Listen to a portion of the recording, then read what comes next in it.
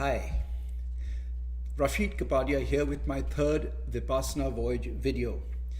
3 months ago to the date, I completed my first 10-day Vipassana course, and I made a couple of videos before and after going. Now I want to place on record where I am 3 months from now, where I want to go, what's been going on, what's worked, what hasn't worked. So let me put it this way. What have I learned? Where am I? I'll answer that question to keep a record. Why am I continuing? What's the purpose? What's in it for me?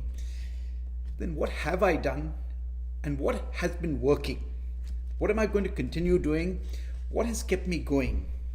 And finally, where do I want to be? I'll address these questions today. So question number 1. Here we go. What have I learned? Where am I?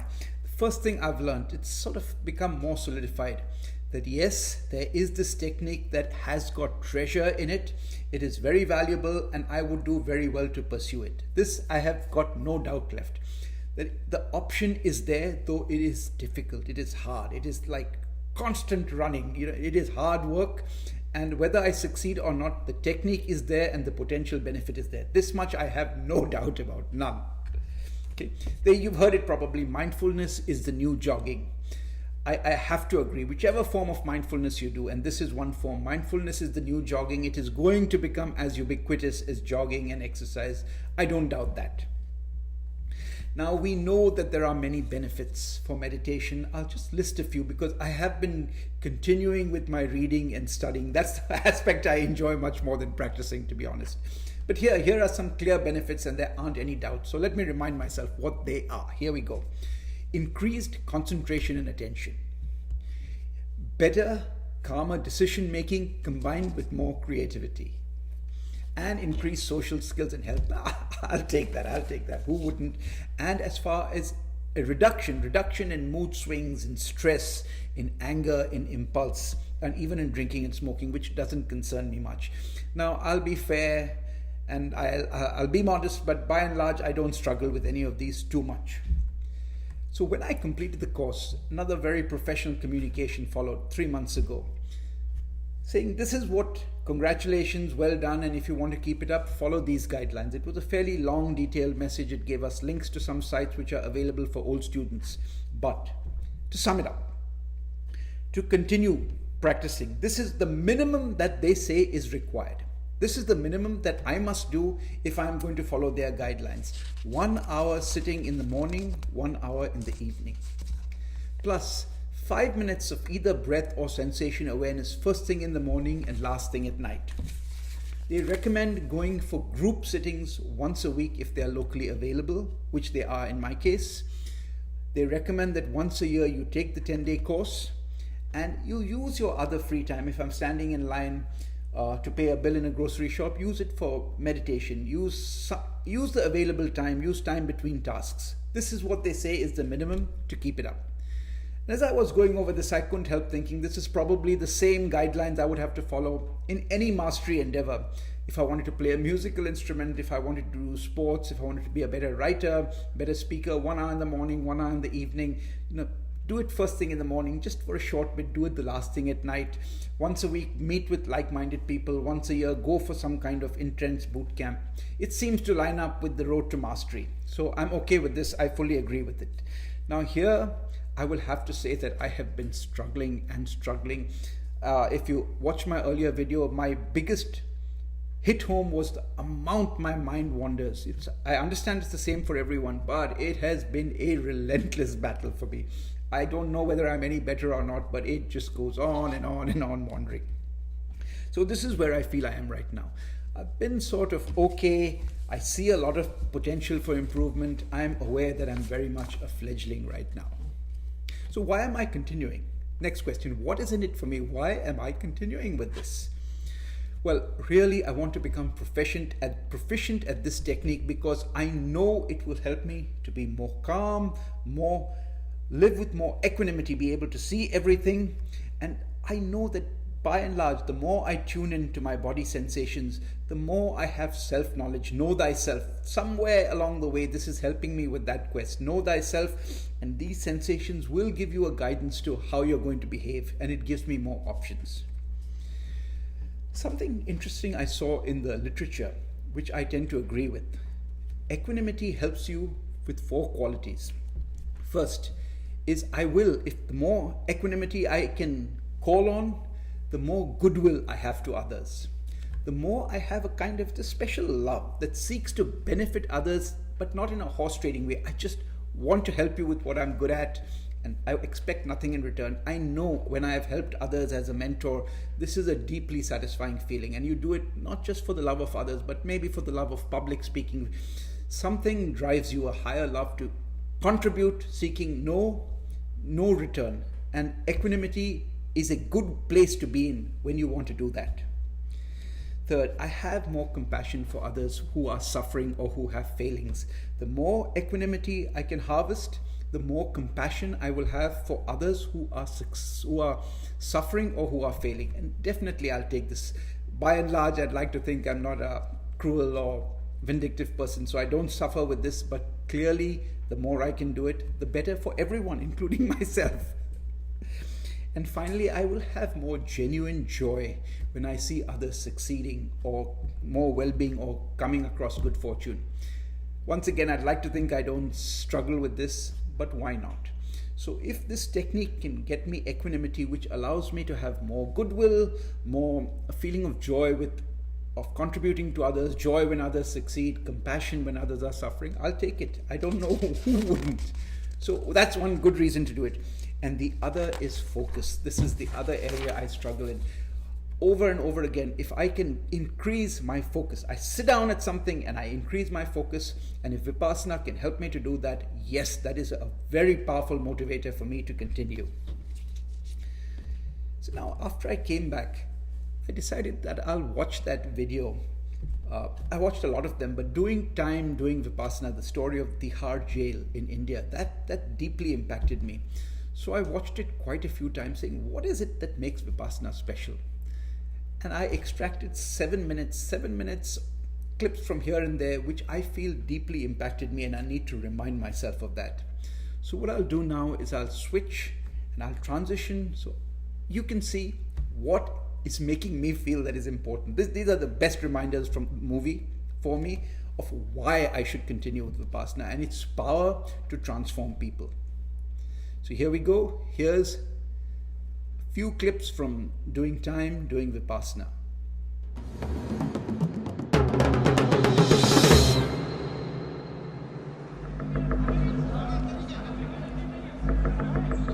Triple murder case Ahmedabad में हुआ था 1983 में। उस case में मुझे पहले फांसी की सज़ा हुई थी, उसके बाद में यानी हाई कोर्ट में लाइफ सेंटेंस की सज़ा हुई। What am I doing in Indian jail? Time is what I'm doing in Indian jail. No, actually, I'm doing Vipassana now.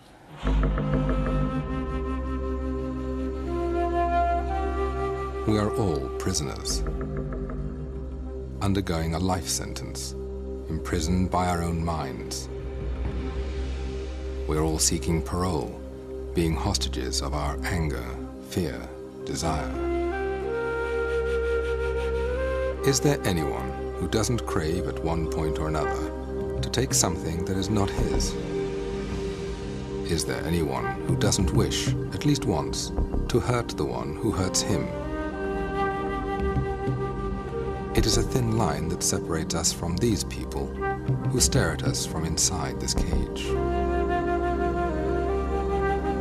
The same things that do not go beyond the threshold of our thoughts have crossed, in their case, the threshold of action. But still, we are alike. Inside our heads, we're all potential criminals.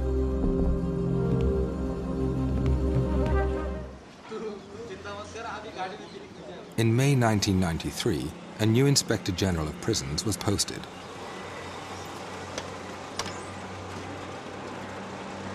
The new IG was Kiran Bedi, a little woman with a big reputation and an even bigger vision. I clearly, vividly remember the day when she was to join. We have a meeting for one and a half hours. And that meeting, she only made us clear there is a very thin thread between us as officers and those inside. We have also made blunders in our life. But thank God we are not inside. Unfortunately, they are. Many of them did not know the way to change. They are ready to change.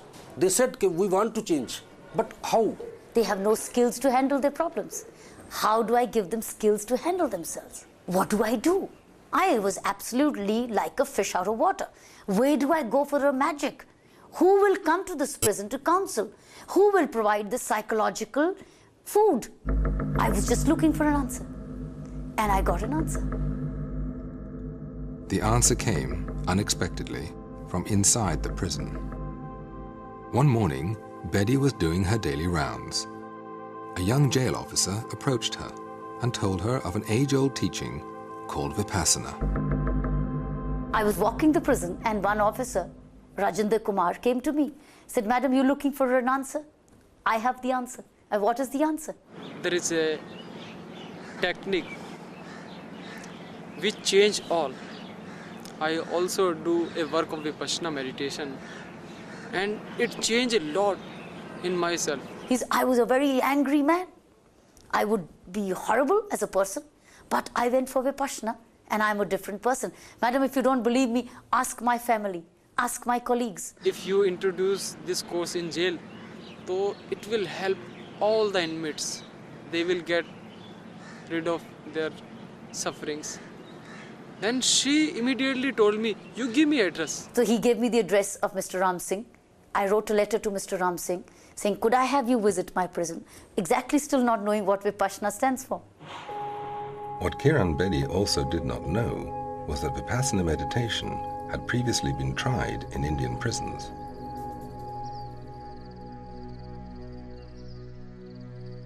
Vipassana is a journey of discovery, taken with closed eyes.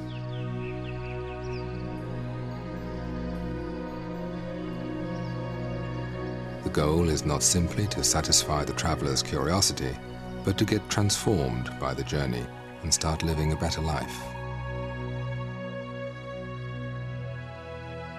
Vipassana means to see things as they really are, in their true nature. It is an ancient meditation technique discovered 25 centuries ago in India by a man named Siddhartha Gautama, known as the Buddha. The records from the Buddha's time tell remarkable stories of serial killers changed into saints and of cruel tyrants who became model rulers by practicing this technique. In 1975, in Jaipur, prisoners learned Vipassana for the first time.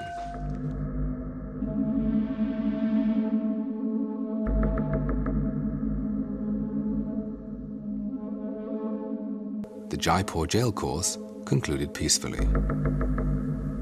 Its success led to more courses in other prisons. One of them was Baroda Jail. The superintendent, Mr. Vora, was impressed by the effect of Vipassana on his prisoners and decided to take a course himself. After that, he arranged 5 more courses in Baroda Jail. कैदियों के बीच और staff के बीच में जो coordination है वह भी अच्छे तरह से चल रहा है। कैदियों को अपने फैमिली के साथ का जो व्यवहार है वह भी अच्छी तरह से चल रहा है।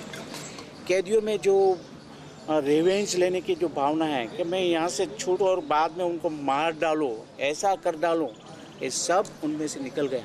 Babu Baya was notorious for killing 3 people in 5 minutes during a gang fight.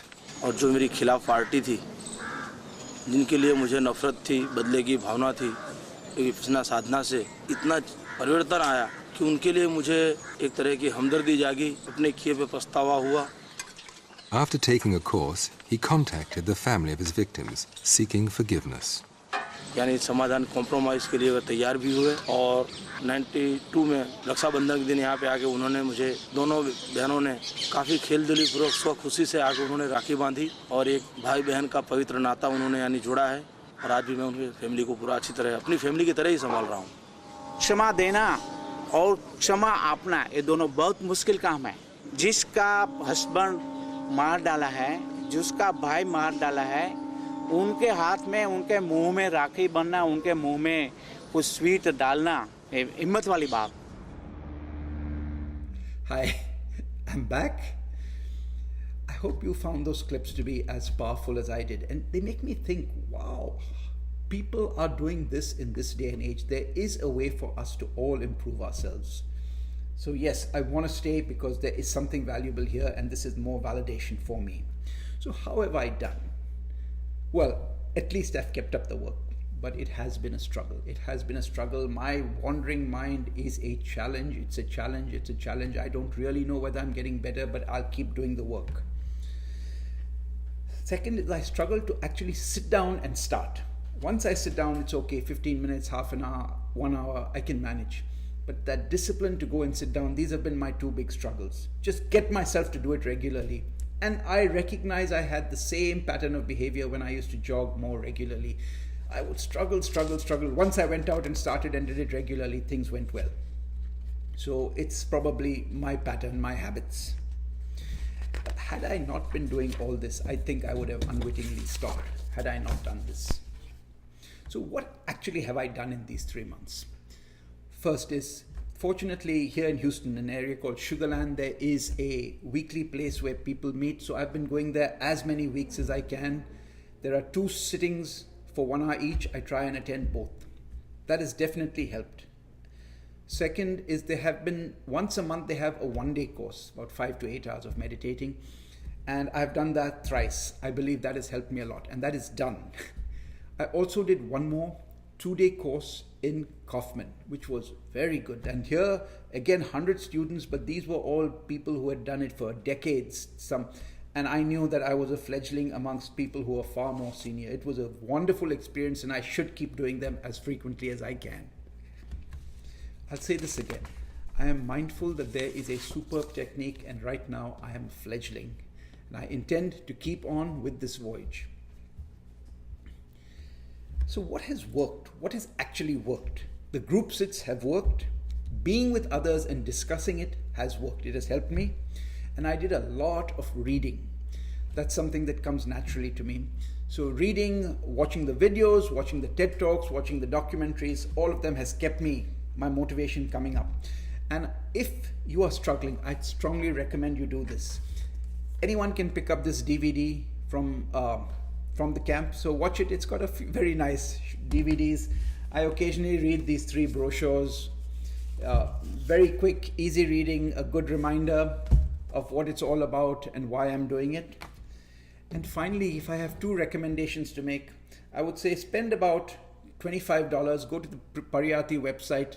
This flash drive has got many discourses, many guided sittings, and it has been worth it. You must have it. It's part of your equipment, I would say, for training. And here's a very thin handbook written by someone who has been meditating for 30-40 years. And it's available in PDF format for free. I took that down, then I downloaded that, then I got this book. But he's full of practical tips to keep you on course, It's like a good jogging coach, making sure you go for your run every day. So these have helped me, and they have worked, and they've kept me going. So where do I want to be? Why am I doing? I want to be at a place where, in default, I can go completely calm, especially in situations of conflict and stress. This is what I want. And I'm reminded of something. In 2004, after President Obama gave that mesmerizing speech in the 2004 DNC convention and shot to the national limelight, I was driving, and someone on National Public Radio was interviewing a person who knew Obama and said, "Tell us what you know about him." And he said his standout quality, and I remember the words, he goes preternaturally calm when things get difficult. And preternaturally means almost beyond humanly, completely calm. And I remember thinking, I really want to have this skill, especially when I'm a manager and things are going wrong, which they always do. To go into that state, I wanted it. And now 14 years later, I realize I have a technique that can get me closer and closer and closer to that state. Of course, I want more, even though I feel I'm okay. What do I want? I want more equanimity, therefore more goodwill, more compassion, more genuine joy in being with others and helping others. Who doesn't? Who doesn't? I'm also aware that the goal theoretically is complete and total liberation. I'll be honest, I have a sort of idea what that is intellectually, but that's not a deeply felt goal for me. I want to be able to focus. I want to be able to focus and be calm and be compassionate at all times. And using this technique of being aware of what's going on in my body, which is driving my reactions, I can respond. Between suppression and reaction, in that place called observation. Now I want to keep a few things in mind as I read this. Foundational to this, they have something called Shila, or the code of morality, which isn't part of the daily practice, but it's part of the big picture, and I'm aware how much it helps. So I'll say this for the record. The 5 precepts are no killing, no stealing, no sexual misconduct, no speaking ill of others, no lying, and no getting intoxicated. And perhaps the only place where I may fall through is sometimes I foolishly say something nasty about maybe a politician or something when it serves no purpose at all. So there, otherwise I haven't struggled with this, and this I have to eternally thank my parents for the wonderful example they set for us. There's also another context. They call them the parmis. In the United States, there's this concept towards a more perfect union. That's all of our jobs. So here, towards a more perfect 10 pots, they call them the pots, and we have to constantly keep filling them up as we go through life, as we progress through life, because this will help us better with our sittings. They are generosity. The pot called generosity, I have to constantly fill it up. Wisdom, effort, tolerance, truth, strong determination, equanimity, morality, renunciation, so on. So this is the background that I have to keep in mind. This is an exposure to Vipassana that has made explicit these longings that are deep in all of us. And this is why I want to continue with Vipassana. So I have to take the initiative. I have to take the initiative not only when doing the sittings, but for generosity, for strong determination, for truth, for morality, 24/7. And it's good to be part of an organization, a system that reminds you of this. So let me close with why I'm doing it. I believe we have discovered a treasure here. I mentioned it in an earlier video, but it's a story from ancient India. I think it's appropriate that I close with it. Once upon a time, there was a thief. He stole a priceless jewel from a king. Unfortunately, they saw him and the guards started chasing him. He had a good amount of lead. He went and hid in a dark alleyway. He found a beggar sleeping. He took the jewel and placed it in the beggar's pocket, thinking even if they catch me, they won't have the jewel. And then he ran away. So it happened. It's a story. The guards caught him. They killed him. And then the beggar woke up and he never knew that he had this treasure inside his pocket. He just went on his life living in abject misery. So we have this treasure inside of us, this ability to know ourselves at the body sensation level. But I can tell you after 3 months, it's hard work. It's hard work. But that's part of the allure of it. Anything that requires hard work and discipline, I think we are drawn to it. We tend to like it. And that is also one reason why I want to continue with Vipassana. That's my report. 3 months down the road, I'll make another report in 3 to 6 months. Good luck. I hope you make mindfulness a part of your daily routine too. Good luck.